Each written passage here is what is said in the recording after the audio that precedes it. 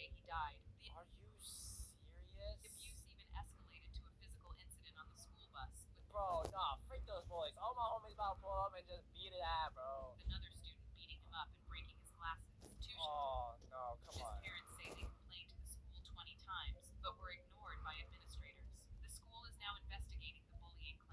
Can I have, like, the aftermath, please? 'Cause he dies. The young boy, who didn't understand what was going on, didn't know that his father would be executed in a few hours. The little boy even got a haircut like his father's to make him happy, but he didn't know it was their final goodbye. Knowing what was going to happen, the father couldn't stop crying as he said goodbye to his son. Please like the video so more people can learn about their story. Are you serious? I'm not gonna continue the video. I think this is one of the most terrifying stuff in Flash Pro. The fact that y'all hate wanna judge how she's grieving is insane when y'all have been through like I don't wanna okay look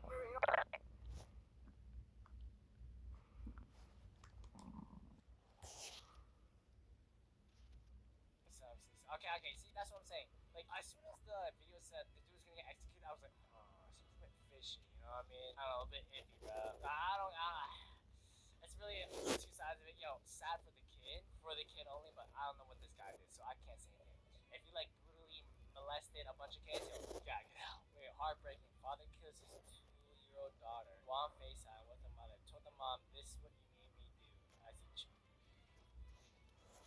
I'm not gonna continue the video. I think this is one of the most terrifying ways that you get to standoff in Northwest Harris County. Telling the officers, like, look at this FaceTime call. Move in, move in, move in now. And they sat there and said they gotta get everybody ready.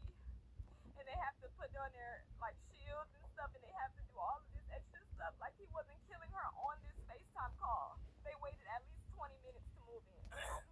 I can't, bro. I don't want to go any further, but that's just unfortunate.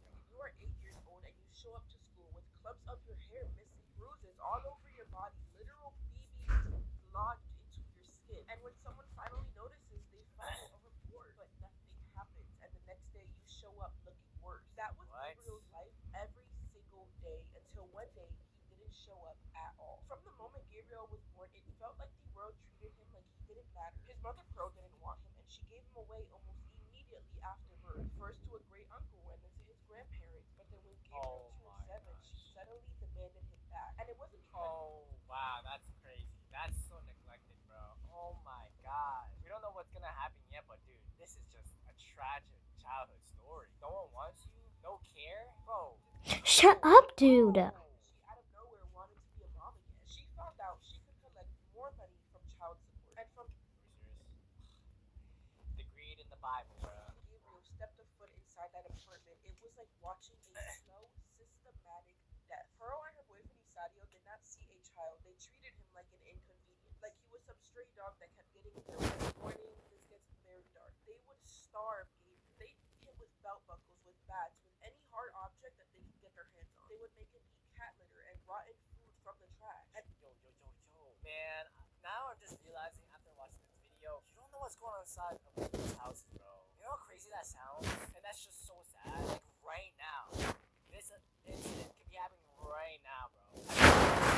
I'm dead right now. Somebody just died right now. Yo, that's deep, bro. That's so scary. When that was not enough, they would tie Gabriel up. They would lock him inside of this really tiny cabinet. Complete. Okay, now this is the story. I don't know. Yo, please tell me the parents of this person went to jail or something.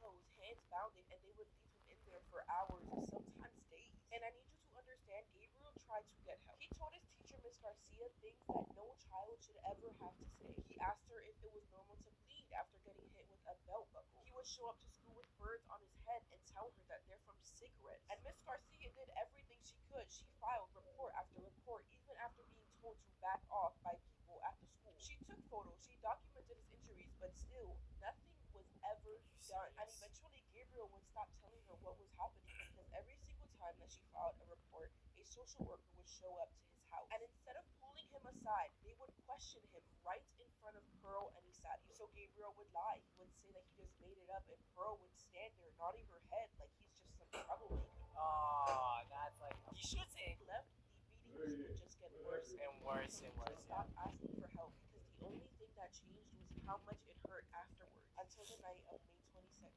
2013, Pearl called 911 and claimed that Gabriel was not breathing. She claimed that Gabriel was roughhousing him with lie. Because unfortunately, it wasn't the aftermath of a little scuffle. It was the aftermath of months of torture. His skull was fully cracked. All seven of his ribs were completely broken. His teeth were missing. Both of his lungs were collapsed. There were beams lodged into all areas of his body. Yeah, right. Yeah, right. Bone crack, skull cracked, ribs cracked, ribs broken, broken bones.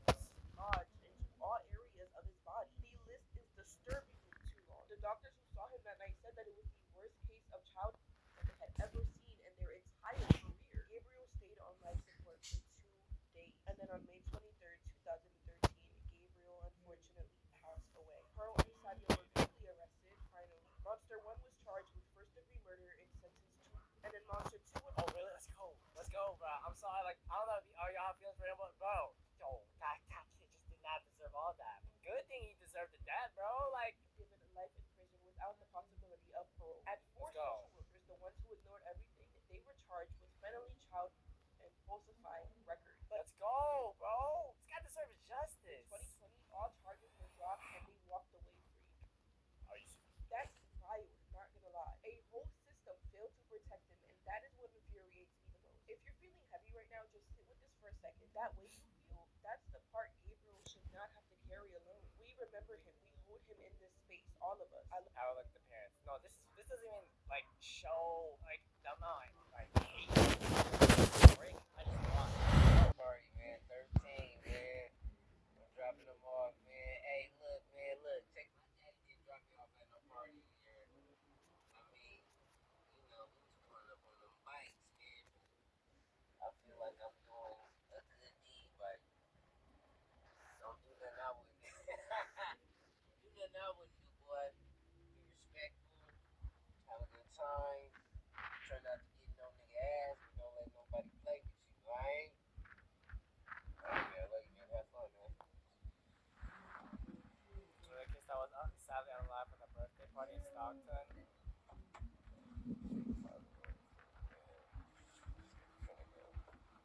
Wait, I just realized. Oh my gosh, this is like a before. Oh no, before video, before this kid passed away, bro. Oh, rest in peace, Amari Peterson. The fact he just wanted his son to have fun, rest in peace, bro. Yeah, he got last kids in videos. Nah, these are just terrible. You know what? Not only are these terrifying ways to die, right? Or like kids that have died, bro. What just makes it worse is that like it affects other people. You know what I mean? Like that's just